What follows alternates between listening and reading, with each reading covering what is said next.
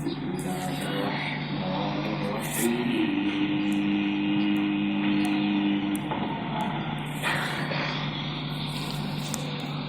والذي جاء بالصدق وصدق به أولئك هم المتقون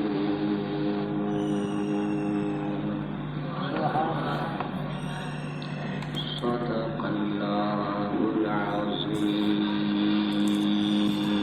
سبحان اللہ. گرامی قدر حضرات علماء کرام، محترم بزرگوں اور بھائیوں، السلام علیکم ورحمۃ اللہ وبرکاتہ. اللہ تعالی جل شانہ وعظم حالہ وأمن والہ وقدس شانہ لا تعدد احسانہ لا تعدد احسانہ لا تعدد احسانہ وعظم کمالہ وتعالی سبحانہ. اللہ تعالی جل شانہ اپنے گھر میں آپ کی تشریف آوری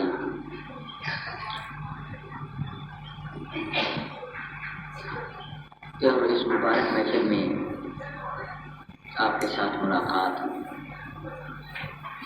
اللہ تعالیٰ اپنی بارگاہ میں قبول فرمائے. آمین. اسلامی قمری مہینہ کے مطابق یہ رجب شریف کا مبارک مہینہ ہے. اس میں بحیثیت مسلمان آپ یہ ہمیشہ سے سنتے آئے ہیں کہ اسی مہینہ کے آخری عشرہ میں حضور پرنور صلی اللہ تعالی علیہ وآلہ وصحبہ وسلم کو معراج ہوا.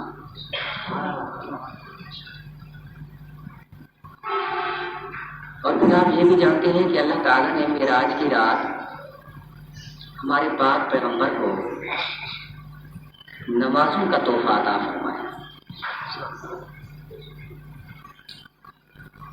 اور پھر اسی مہینہ میں سب سے پہلے زکوٰۃ کا حکم بھی وارد ہوا. اور اسی مہینہ کی 11 تاریخ کو حق کے چوتھے امام حضرت مولا علی کعبہ بیت اللہ میں پیدا ہوئے. ان 4 اہم واقعات کی نسبت سے اس مہینہ کو اسلام میں بڑی سعادت ہے. مگر چونکہ یہ مہینہ اپنے پہلے عشرہ میں ابتدائی ایام میں سے گزر رہا ہے، انشاءاللہ آئندہ چند آنے والے دنوں میں معراج کے بارے اور دیگر جو اہم واقعات ہیں اس مہینہ میں اس کے بارے آپ سنتے رہیں گے. میں نے آپ کے سامنے 24واں پارہ اور آیت نمبر 2 تلاوت کی ہے. اس آیت میں حضرت سیدنا صدیق اکبر رضی اللہ تعالیٰ عنہ کا ذکر ہے. وہ اس لیے کہ ابھی جماعت اسلامی کے مہینہ کو گزرے ہوئے کوئی زیادہ عرصہ نہیں ہوا.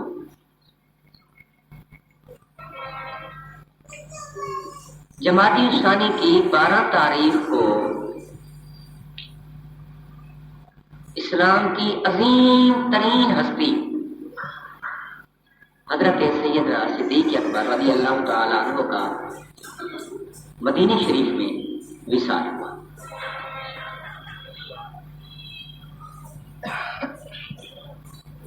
یہ مولا علی کی ولادت کا مہینہ رضی اللہ تعالیٰ عنہ، اور گزشتہ مہینہ جناب سیدنا صدیق اکبر رضی اللہ تعالیٰ عنہ کی شہادت کا مہینہ۔ سبحان اللہ۔ اسلام کی حق پرست جماعت اہل سنت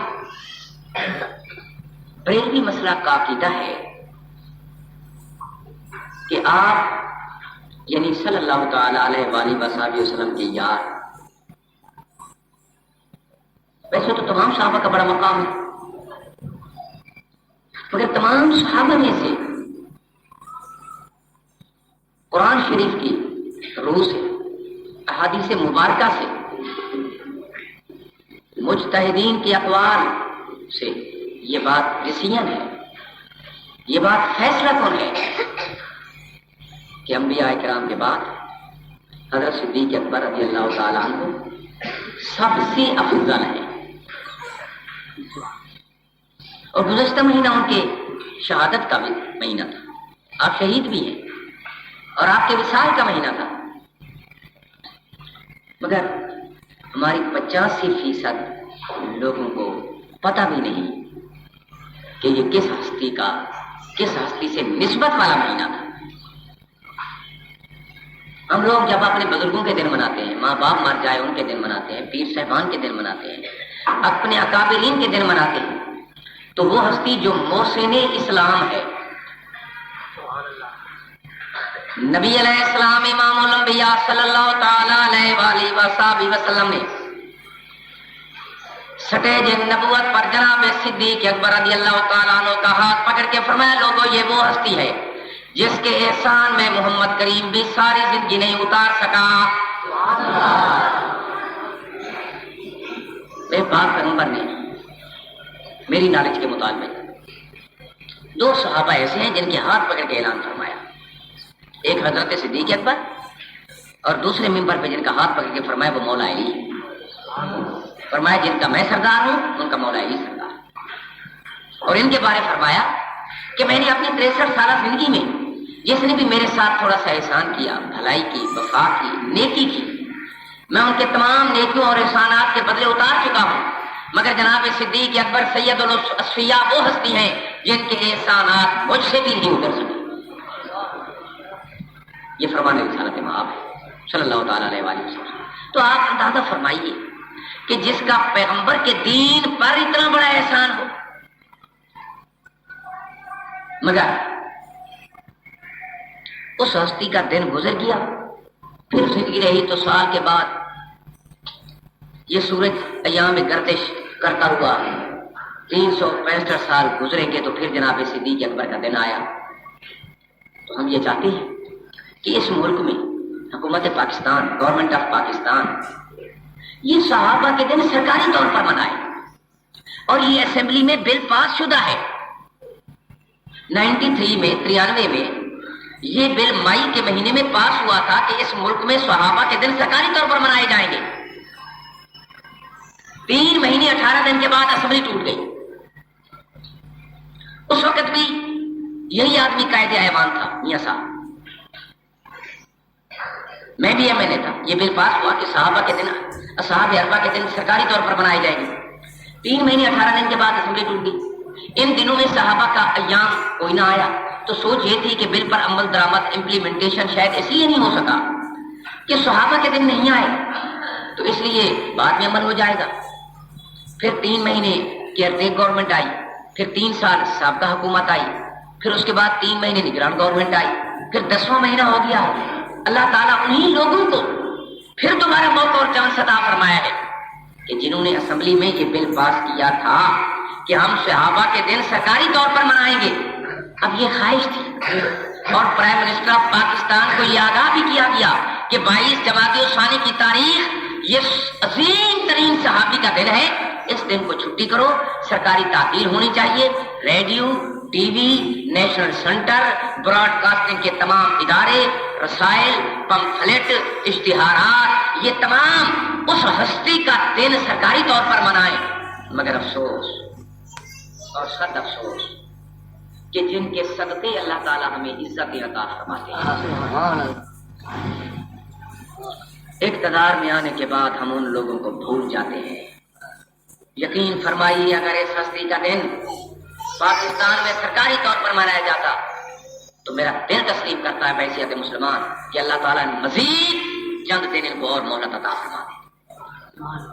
اس میں کیا مشکل ہے؟ کوئی بجٹ کی ضرورت نہیں، کسی فنانس یا پیسے کی ضرورت نہیں۔ صحابہ کے دن منانے میں کیا خرچ ہوتا ہے؟ مگر ہماری اسلامی ثقافت اجاگر ہوتی ہے، اسلامی کلچر اجاگر ہوتا ہے، اسلامی تہذیب و تمدن کو فروغ ملتا ہے۔ بچے ایک دوسرے سے پوچھیں گے بھائی آج کیوں چھٹی ہے؟ کوئی ان کو بتائے گا کہ آج جناب صدیق اکبر کا دن منایا جا رہا ہے۔ ایک دیہاتی دیہات میں پانی لگا رہا ہے، زمین میں ہل چلا رہا ہے، وہ ریڈیو کا والیمان کرے گا، آواز آئے گی کہ آج سیدنا صدیق اکبر کا دن منایا جا رہا ہے، اس کو وہی پتہ لگ جائے۔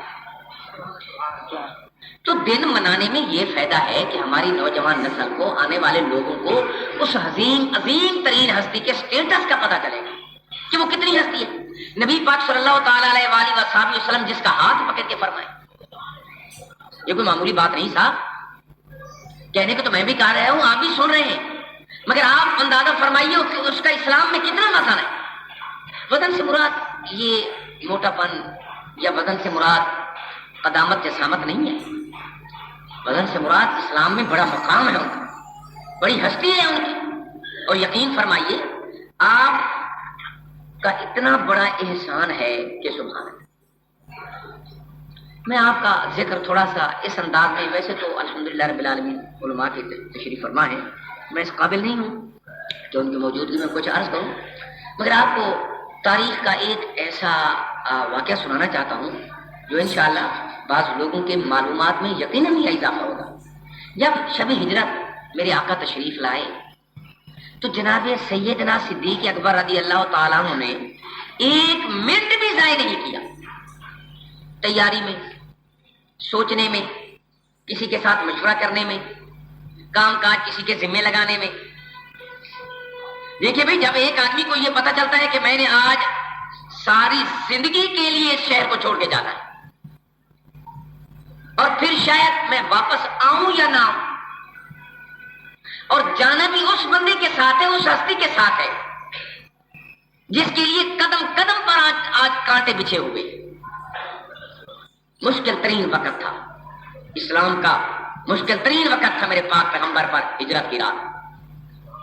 یہ گھر کو چھوڑنا کوئی معمولی بات نہیں، کفار کا محاصرہ کاندھے سے کاندھا ملا ہوا تھا، ایک ایک کافر اپنے ہاتھوں میں تلوار لیے ہوئے تھے، ہر فیملی کا انچارج آدمی، ہر خاندان کا، قبائل کا بڑا آدمی آج میرے پاک پیغمبر کے علیہ باللہ قتل کرنے کے در پہ تھا۔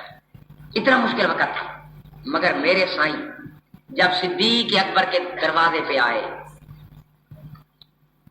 ابھی دستک پوری بند نہیں ہوئی تھی کہ آپ دروازے پہ پہنچے، قدم چوم کے عرض کیا حضور آپ کا مقام کہاں اور میرا غریب خانہ کہاں؟ حالانکہ بڑی اسٹیٹس کے مالک ہیں، بہت ہی عظمت کے مالک ہیں، یعنی دنیا داری میں بھی آپ very big richest man family سے تعلق تھا جناب صدیق اکبر کا۔ یہ جو عمرات ترین صحابہ ہیں، حضرت صدیق اکبر کا شمار ان میں ہوتا ہے۔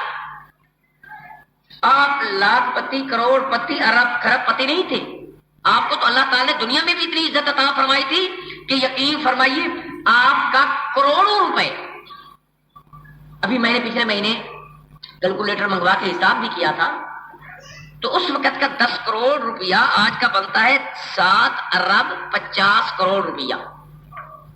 اتنی رقم تو جناب صدیق اکبر نے مکے کے غریبوں میں، مسکینوں میں، فقراء میں بزنس کے طور پر کاروباروں لوگوں کو دی ہوئی تھی، اور ایگریمنٹ کے مطابق تقریباً کچھ رقم آپ نے اسی دن واپس لینی تھی جس رات ہجرت فرمایا۔ یہ ایک اور امتحان ہے۔ آدھی رات گزر چکی تھی، گھڑیاں تو نہیں تھی کہ آپ کو ٹائم کا تعین کر کے بتا دیا جائے. آج جدید دور ہے، جدید زمانہ ہے، معلومات کا زمانہ ہے کہ 1 بجے تھے یا 2 بجے تھے. آدھی رات ڈھلنے کا مقصد 2 بجے بھی ہو سکتے ہیں، 3 بجے بھی ہو سکتے ہیں، یعنی سورج غروب ہونے سے 2 گھنٹے 3 گھنٹے 4 گھنٹے پہلے آپ جو بھی آپ کے ذہن میں ہو تو اس میں کیا فرق پڑتا ہے. جب میرے سائیں تشریف لائے تو اس ہستی نے عرض کیا حضور میں اسی حال میں آپ کے ساتھ چلنے کو تیار ہوں. سامعین محترم آپ یہ اندازہ فرمائیے آخر ہم بھی تو کسی کے مرید ہیں، ہماری بھی تو کسی سے نسبت ہے، ہماری کتنی ان سے محبت ہے. اگر آپ کو آپ کا پیر یہ کہے کہ بیٹا پتر بھائی تو نے میرے ساتھ چلنا ہے اور ابھی اس وقت، اور پھر زندگی رہی تو اس شہر میں واپس آئیں گے، آپ کہیں کہ حضرت صاحب ہماری مجال ہے، میرے پاس ٹائم نہیں ہے، میرے بچے ہیں، میری بیوی ہے، میرا خاندان ہے. اچانک آپ نے اتنا کہہ دیا کہ ابھی آپ میرے ساتھ چلو، میں اتنا بڑا آدمی ہوں، میں سوچوں، میں کام کروں، میرے ایک ایک ذمہ کام لگانا ہے، اتنا بڑا میرا سامان کھلا ہوا ہے، بکھرا ہوا ہے، کاروبار ہے، بزنس ہے. مگر جناب صدیق اکبر رضی اللہ تعالیٰ عنہ نے صبح ہوتے ہوئے مکے والے لوگوں سے 10 کروڑ دینار لینا تھا. 10 کروڑ دینار.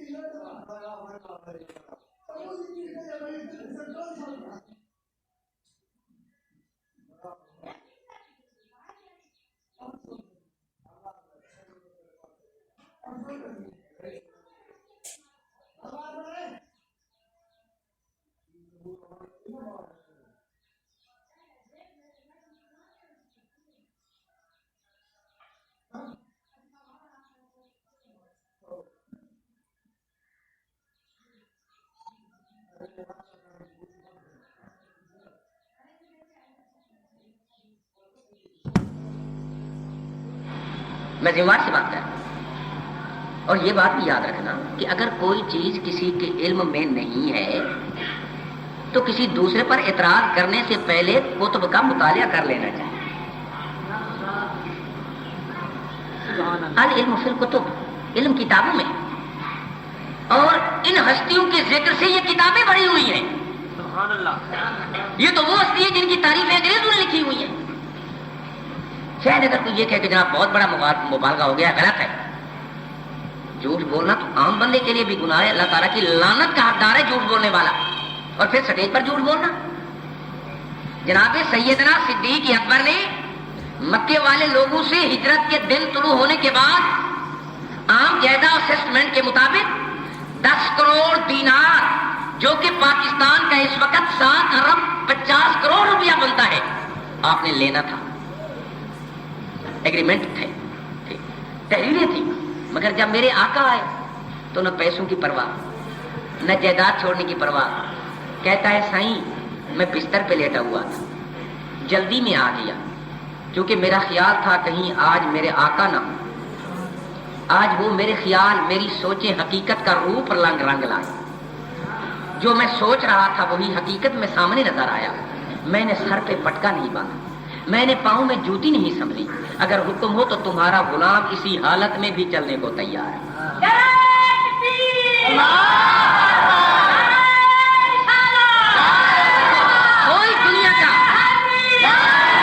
کوئی دنیا کا بہت بڑے سے بڑا عقیدت مند مرید ایسا نہیں کرے گا. کوئی عقیدت مند شاگرد اپنے استاد کے ساتھ ایسا نہیں کرے گا. صاحب مجھے ٹائم دیجیے, میرا کاروبار ہے, میری بزنس ہے, میں حاضر تو ہوں مگر مجھے کوئی ٹائم تو دو.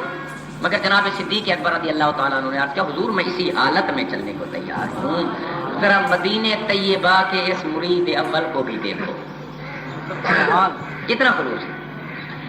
نبی الانبیاء سید المرسلین جب جناب صدیق اکبر کے در اقدس سے روانہ ہوئے, فرمایا پیارے صدیق رفیق شفیق عتیق آج بڑا مشکل ٹائم ہے. پورا کفر, پوری پاور, پوری جناب والا کفر کی طاقت آج ہمارے خلاف ہے. افسوس کہ آج ہم مکے بیت اللہ کعبے بیت اللہ کا الوداعی طواف بھی نہیں کر سکے. آئیے کہیں جبلوں سے گزرتے ہوئے کعبے بیت اللہ کا آخری دیدار تو کر لیں. نبی علیہ السلام تشریف لائے, پہاڑوں سے ہوتے ہوئے جبل صفا پہ آئے. جبل صفا مشرق کی طرف سائڈ پہ ہے, مصر کی سائڈ میں, جہاں جبل ابو قیس ہے اس کے نیچے جبل صفا ہے. جب آپ تشریف لائے جبل صفا پہ تو وہیں سے دور سے رات کے ٹائم آپ نے دونوں ہاتھ کعبے بیت اللہ کی طرف کر لیے. نبی الانبیاء صلی اللہ تعالی علیہ وآلہ وصحبہ وسلم نے استلام کی حالت میں دونوں ہاتھ کعبے بیت اللہ کی طرف اٹھا کے فرمایا واللہ خیر من ارض اللہ. اے کعبہ بیت اللہ, مجھے اللہ تعالیٰ کی عظمت کی قسم ہے تو ساری کائنات میں افضل ترین گھر ہے, مگر آج میں نبی علیہ السلام تجھے بھی چھوڑ کے جا رہا ہوں. میں تجھے چھوڑ کے جا رہا ہوں. میرا